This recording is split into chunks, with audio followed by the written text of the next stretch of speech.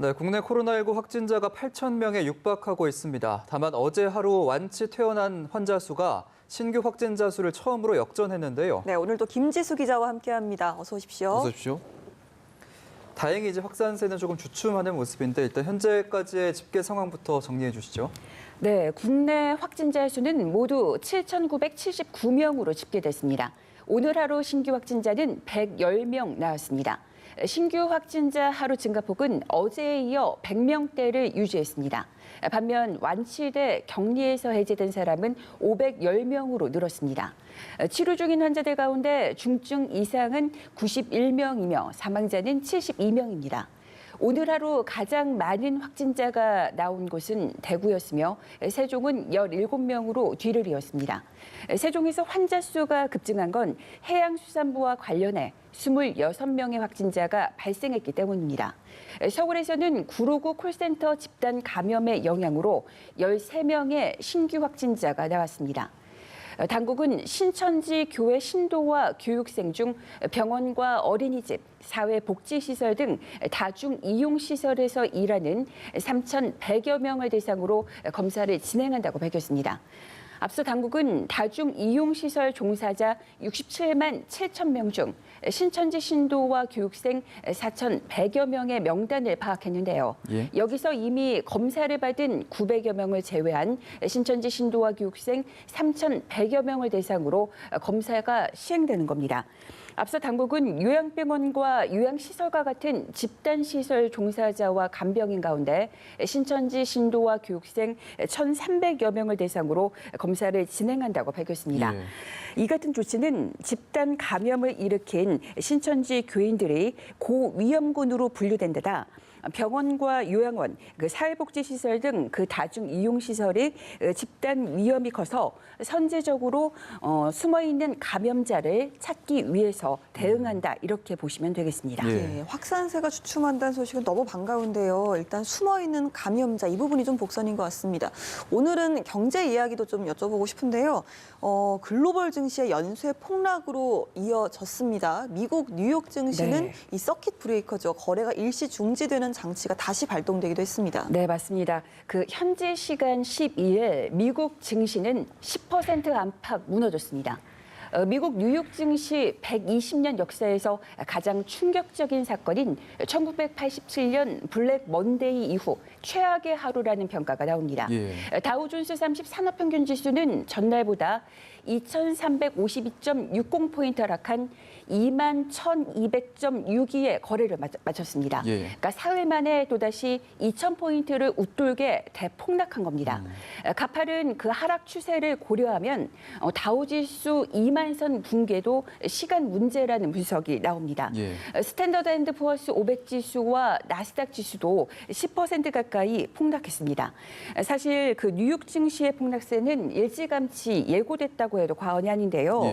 그 개장과 동시에 폭락세를 보이면서 주식 거래가 일시에 그 중지되는 그 서킷 브레이커가 발동됐습니다. 서킷 브레이커가 발동된 건 지난 9일에 이어 사흘 만입니다. 그리고 어제 트럼프 대통령이 TV 대국민 연설을 통해서 코로나19에 적극적으로 대응하겠다 이렇게 예고를 했는데 사실 코로나19 사태로 취약해진 그 주식시장의 심리를 진정시키기에는 트럼프 대통령의 대응이 좀 미흡했다는 이런 평가가 나오면서 이런 것들이 아무래도 주가 폭락세로 이어졌다고 이제 미국 언론들은 분석을 하고 있습니다. 국내 주식시장도 지금 충격을 받고 있는데 어제 코스피와 코스닥 시장 둘 모두 서킷 브레이커가 발동이 됐죠. 네, 코스피는 그 전 거래일보다 62.89포인트 떨어진 1,771.44의 거래를 마쳤습니다. 이는 1,769.31을 기록했던 2012년 7월 25일 이후 7년 7개월여 만에 가장 낮은 수준입니다.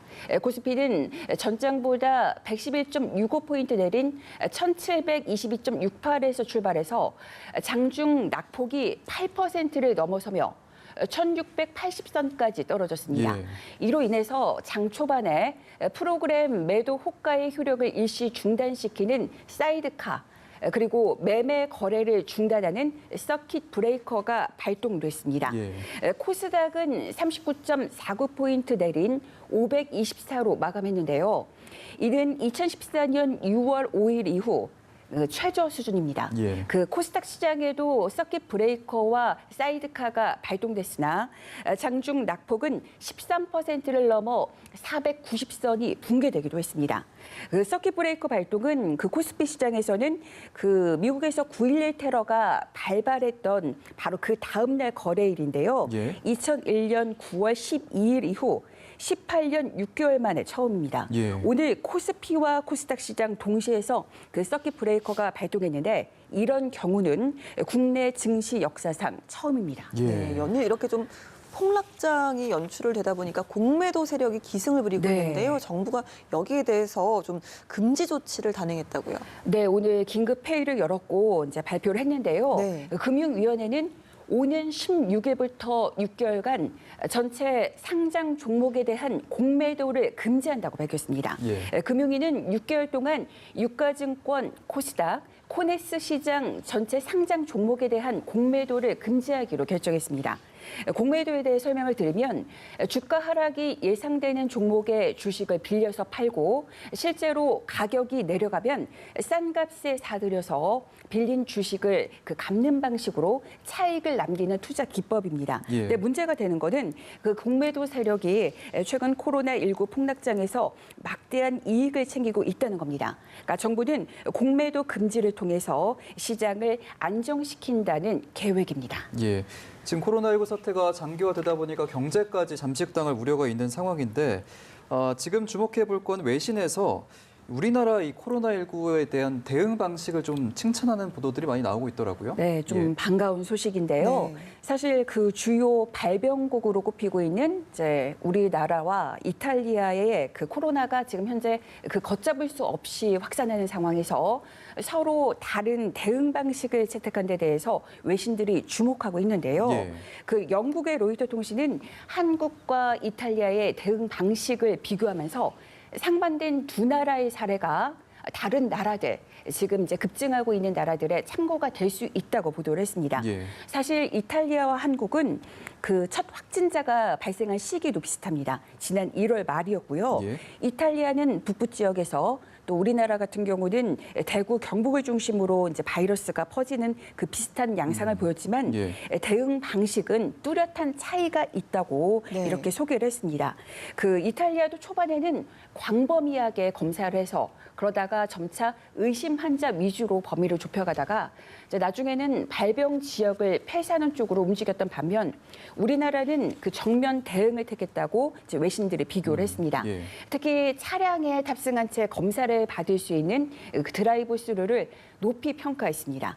프랑스 언론도 한국의 낮은 사망률에 주목해서 한국의 신속한 대규모 검사 능력을 잇따라 호평했습니다. 예. AFP-통신은 드라이브 스루를 자세히 소개했고요.